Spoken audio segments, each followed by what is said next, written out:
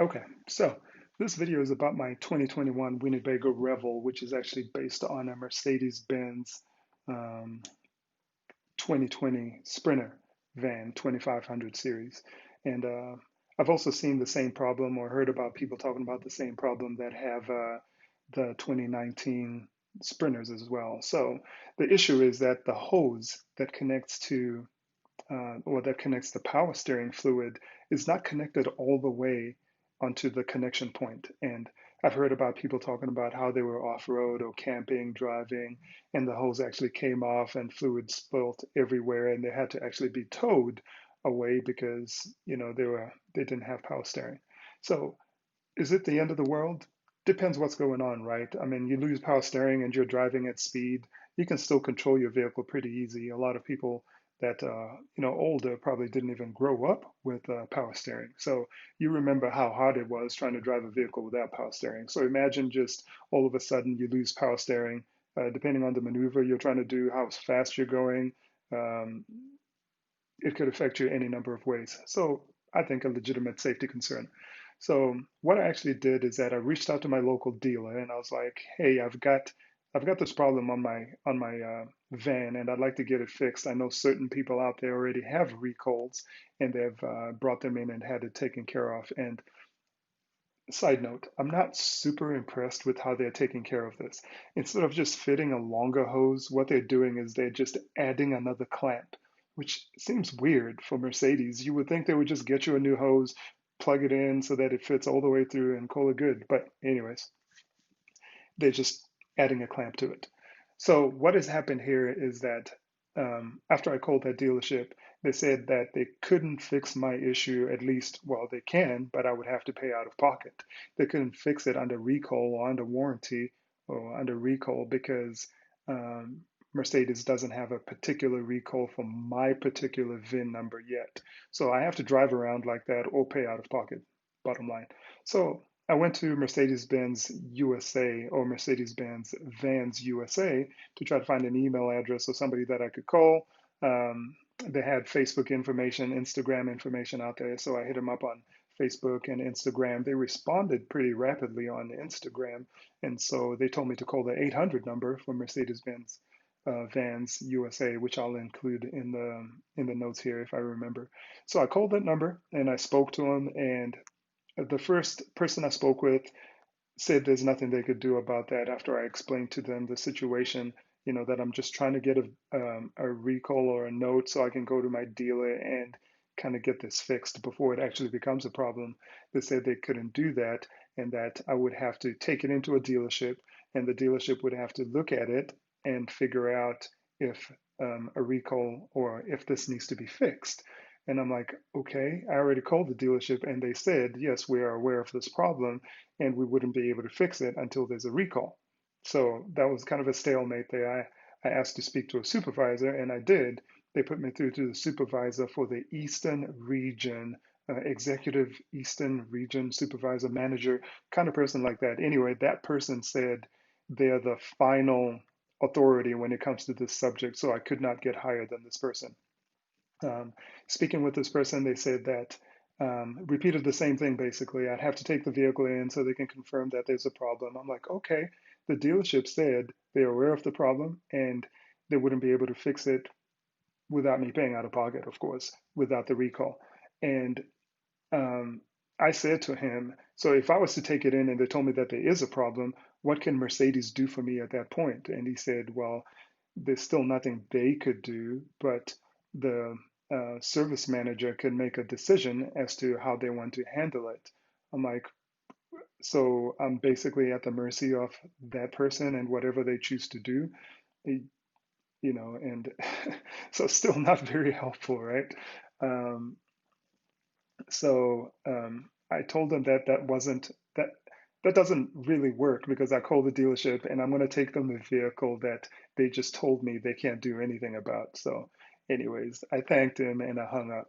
So the following video kind of just the idea here is not to dissuade you from buying Mercedes-Benz Sprinter vans. It's maybe if you're going to buy one, follow that video, look in the hood, look under the hood, and look for that power steering hose, and maybe ask them to fix it before you buy it. if it actually has that problem. Maybe your particular one that you get is not going to have that problem, so you don't have to worry about that. But it's definitely something for you to look at before you do make the purchase. So in the following clip, I kind of show you on my own Revel how I open the hood on the driver's hand side. You can kind of look down in there and take a look at the what I think is the problem and what a lot of people on the Facebook pages and whatever else not think is a problem, which is something I also mentioned to Mercedes, the executive manager person, and they said they don't listen to things that are on blogs. And it was it was kind of funny because he stated in such a way like blog, like it's something that's completely irrelevant, like something so fringe, like I'm just like a crazy person almost talking about this very obscure thing that nobody, like the people that are on there are completely crazy. I I don't know, but I thought it was funny. Well, not funny, haha, but interesting that they would do that. And I'm just very concerned that a premium um, brand of motor vehicle would act like this. You would think they would jump at the opportunity that somebody is bringing this to us. Let's just cut them a check and have them go fix it. We're going to have to recall it sooner or later, anyways. Or maybe they want to wait until I die, and then all of a sudden, oh, we had no idea. But either way, it's not cool. But anyways, I'm rambling. Watch the video and kind of make up your own mind what you want to do with that. If you want to take that in, if you are concerned about it at all. Some people actually say they've just added a clamp themselves because they didn't want to deal with Mercedes. So also something that you could do. Not recommending it. I feel like they should fix it because it's not for me to fix because it's a safety concern. Let's say you fix it yourself and then it comes off one day and you get into an accident or whatever. Whose liability is it at that point? I mean, that's how I look at it. So, besides, everybody should be encouraged to always be doing better. So, I wish Mercedes would do better and they would just fix this. Anyways, This quick is for follow. those that are looking for that power steering hose that doesn't seem to be fitting or that doesn't seem to be connected all the way.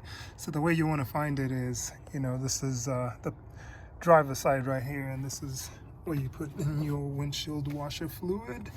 And then if you look, it's kind of hard, but you see this first one right here? This is not it. But if you look right there, that's the one that's actually connected properly. You see how it goes all the way to the very end right there. Underneath that one is this right here with a extra little tab right here. That one is not connected properly. Let's see if we can get to it from this side. Sorry, there's a lot of glare here. Let me see. Okay. Zoom out a little bit. So now you can kind of see it down there underneath that second pipe. I wish I could reach. Okay, I can. So, but now you've got the glare. So right here where I'm holding. Okay, there we go. So this right here, I'm gonna try to zoom in with one hand here while I'm doing this. And it's, okay. So there it is right here. And you can tell it's not quite all the way to the end here where this one right here is. So let's zoom in. So I'm zoomed in a little bit. There we go. So that's a good view. So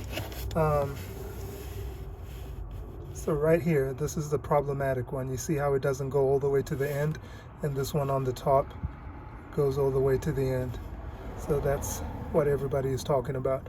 It feels like there's a little bit of give in it. See when I move it like that, where one could probably loosen that and try to just push it forward a little bit more and reclamp it. But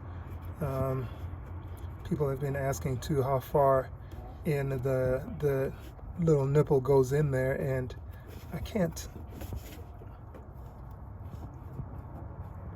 tell, but I would like to see that, reclamped or pushed all the way to the edge and then reclamped right there. But that's where it's at.